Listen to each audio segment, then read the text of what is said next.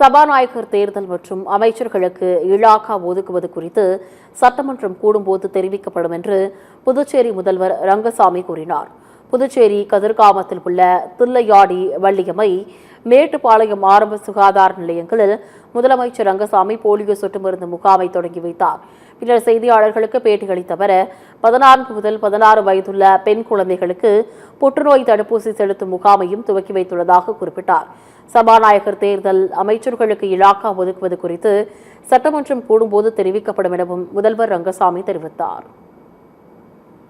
Full Moon sale காலை 9 மணியிலிருந்து இரவு 12 மணி வரை ஜூன் 29 ஒரு நாள் மட்டும். அசம்பிளி கூட்டத்தோட வாய்ப்பு என்னைக்கு இருக்கு? அசம்பிளி சட்டப்பேரவை கூடும்போது கண்டிப்பா சொல்லுவேன்.